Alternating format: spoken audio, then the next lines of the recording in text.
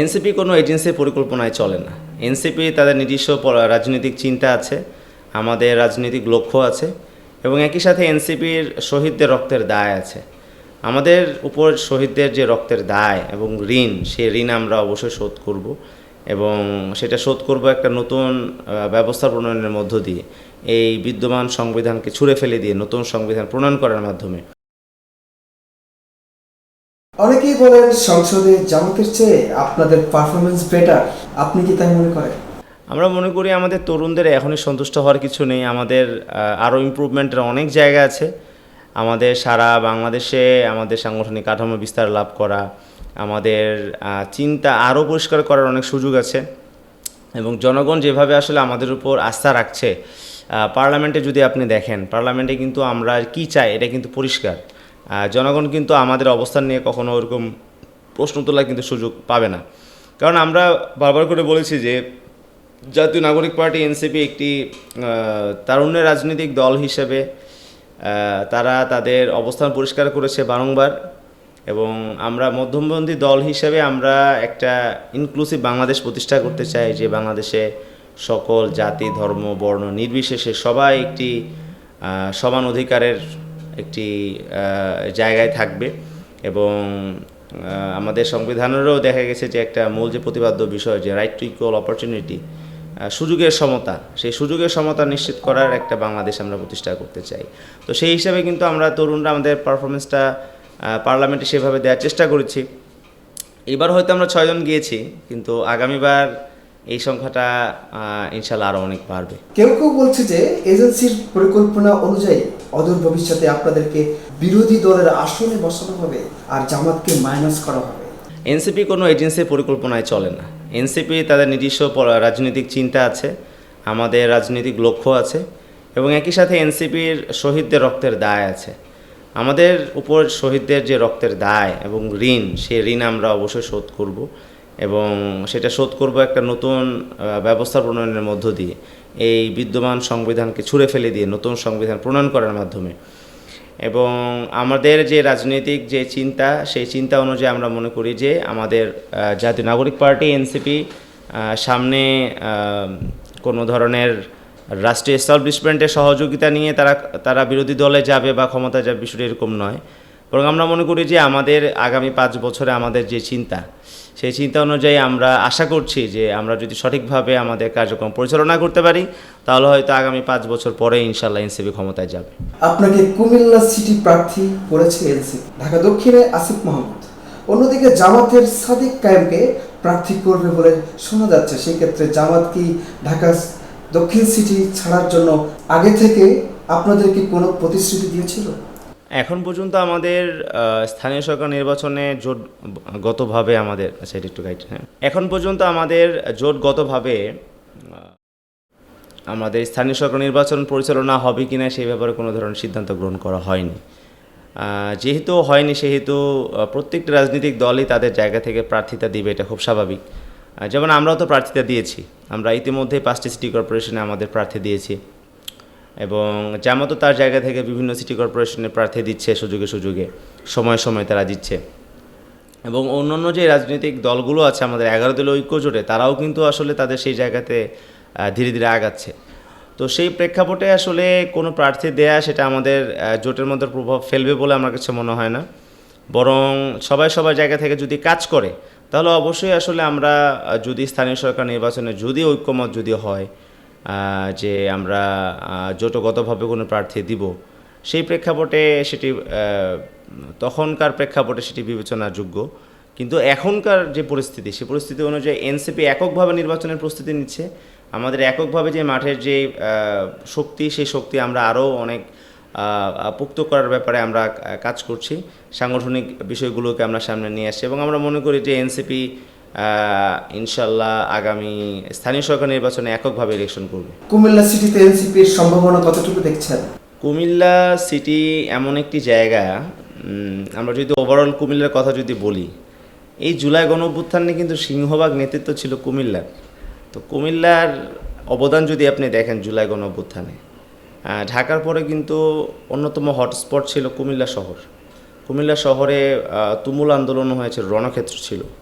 তো জুলাই গণঅভ্যুত্থানে আমরা দেখেছি যে কুমিল্লা নগরের মানুষ আমাদের প্রতি কী পরিমাণ আস্থাশীল, তারা আমাদেরকে বিশ্বাস করে। তো সেই জায়গা থেকে তারা আমাদের প্রতি আস্থাশীল, এবং আমরা মনে করি যে কুমিল্লা নগরবাসী এখন আসলে পরিবর্তন চাচ্ছে। তারা যদি সেই পরিবর্তনটা যদি আমরা এনে দিতে পারি, তাহলে তারা অবশ্যই আমাদের প্রতি সেই ধরনের দরদ প্রদর্শন করবে। এবং আমরা আমাদের জায়গা থেকে মনে করি যে এই যে আমাদের একটা সুযোগ, নতুন করে বাংলাদেশ বিনির্মাণের সুযোগ, সেই বিনির্মাণের সুযোগটা আমরা তখনই কাজে লাগাতে পারবো যখন আমরা স্থানীয় পর্যায়ে গুরুত্বপূর্ণ পজিশনগুলোতে তরুণ নেতৃত্ব নিয়ে আসতে পারবো। তো আমরা মনে করি যে কুমিল্লা নগরী হলো এনসিপির জন্য সবচেয়ে সম্ভাবনাময়ী একটা জায়গা, এবং কুমিল্লা সিটির মানুষ আমাদেরকে সেই জায়গা থেকে আশা করি আমাদের প্রতি আস্থা রাখবে, এবং আমরা আমাদের জায়গা থেকে তাদের সেই আস্থা অর্জন করার জন্য আমাদের যে কার্যক্রম সেগুলো আমরা পরিচালনা করছি। আশা করি ভালো কিছু হবে ইনশাআল্লাহ।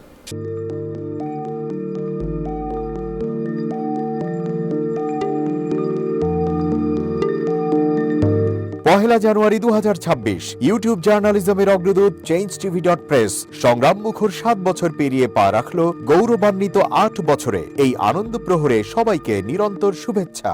আমি নিজেকে ধন্যবাদ মনে করি, আমি সৌভাগ্যবান চেঞ্জ টিভির পক্ষ থেকে আমার সাক্ষাৎকার নেওয়ার জন্য তারা আসছেন, এবং চেঞ্জ টিভি দীর্ঘ 8 বছর ধরে এই কাজগুলি করছে। আমি তারা অনেক ভালো কাজ করেছেন, দেশের মানুষের সুখ দুঃখের কথা প্রত্যক্ষ তুলে ধরছেন।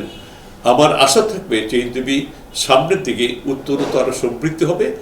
একটাই শুধু আমাদেরকে উপদেশ দিতে চায় তাদের কাছে, সেটা হচ্ছে সত্য কথাটা মানুষের সামনে তুলে ধরা, মানুষের ভিতরে কি চায় তাদেরটা তুলে ধরা, মানুষের প্রত্যাশা তুলে ধরা, এবং মানুষের মধ্যে এই যে দেশাত্মবোধটা এবং সত্যবাদীটা এটা জাগরণ করে চেঞ্জ টিভির সামনে থেকে এগিয়ে যাবে।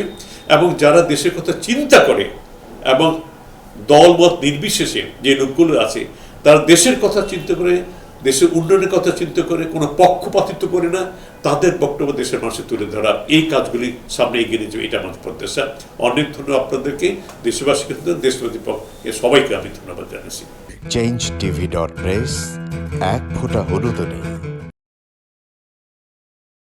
আমরা শুধু আপনাদের কাছে একটাই আবেদন করব, মিথ্যার পিছনে দৌড়বেন না, সত্যকে ধারণ করেন, সত্যকে জনগণের কাছে তুলে ধরেন।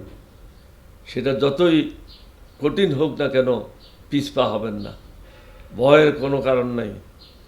আল্লাহর সাথে থাকেন, আল্লাহ আপনাকে সাহায্য করবে। কোনো মানুষের কাছ থেকে কোনো সাহায্য কামনা করবেন না। ধন্যবাদ। changeTV.press এক ফোঁটা হলুদ নেই। হ্যাঁ, চেঞ্জ টিভি আমি বিশেষ কারণে দেখি সুযোগ পেলে, বিশেষ করে তোমার অনুষ্ঠানটা যখন হয় আগে পরে আমি দেখে থাকি, ভালো লাগে, উপস্থাপনা ভালো, মোটামুটি সব কিছু ভালো। আমি তাদের শুভকামনা করি, এবং চেঞ্জ টিভি আমি আশা করি সবসময় নিরপেক্ষ, যেহেতু এই চেঞ্জ টিভিটা সংবাদ প্রচারের একটা মাধ্যম, সুতরাং সঠিক সংবাদটাই চেঞ্জ টিভি প্রচার করবে, এটাই আমার কামনা থাকবে তাদের কাছে, সেই সঙ্গে আমার শুভেচ্ছা থাকবে। changeTV.press এক ফোঁটা হলুদ নেই। সুপ্রিয় দর্শক, এই চেঞ্জ টিভি বিগত 7 বছর ধরে খুবই গুরুত্বপূর্ণ ভূমিকা পালন করছে আমিরুল মোমিনিন মানিক। উনি তো এখন বাংলাদেশে একটা ন্যাশনাল ফিগার হয়ে দাঁড়িয়েছেন। তিনি সত্যকে ধারণ করে আছেন, সত্য প্রচার করে, সত্যের প্রকাশ করে, সত্য ধারণ করে তিনি একটা পরিবর্তন আনতে চেয়েছেন এই সমাজে। আমি আশা করি এটাতে অনেকে উদ্বুদ্ধ হয়েছেন, এবং এই চেঞ্জ টিভির ভূমিকা অন্যকে অনুসরণ করার জন্য আমি আবেদন জানাবো। একই সাথে চেঞ্জ টিভির কর্তৃপক্ষ এবং দর্শক শ্রোতাকে আমার ব্যক্তিগত দোয়া এবং শুভেচ্ছা রইল। changeTV.press এক ফোঁটা হলুদ নেই।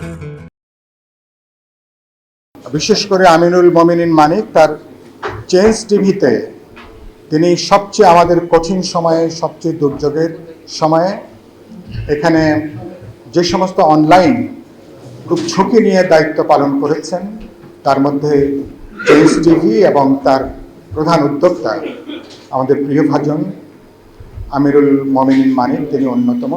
changeTV.press এক ফোঁটা হলুদ নেই। চেঞ্জ টিভির সবচেয়ে বড় নামটা সুন্দর, চেঞ্জ নামটা সুন্দর, হলুদ সাংবাদিকতা নয়, ট্রু জার্নালিজম, এবং একটা চেঞ্জ, এবং মানে একটা কথা আছে, if you want to change the world we have to change yourself. এবং চেঞ্জটাই হচ্ছে মূল জিনিস। আমরা আমাদের সামনে রাখতে হবে, আমরা একটা পরিবর্তন চাই। চেঞ্জ টিভিতে এই সমস্ত প্রোগ্রাম দেখিয়েছে, মোস্ট অফ দ্য ক্ষেত্রে আমি দেখেছি তারা একটা নতুনত্ব নিয়ে আসছে, বিভিন্ন ইন্টারভিউ বিভিন্ন প্রোফাইল লোকদের দিয়েছে, এবং একটা নতুন বাংলাদেশ তৈরি করা, একটি নতুন নেতৃত্ব তৈরি করা, একটি নতুন চিন্তা একটা ওয়ার্ল্ড তৈরি করার ব্যাপারে চেঞ্জ টিভির একটা বিরাট ভূমিকা রয়েছে।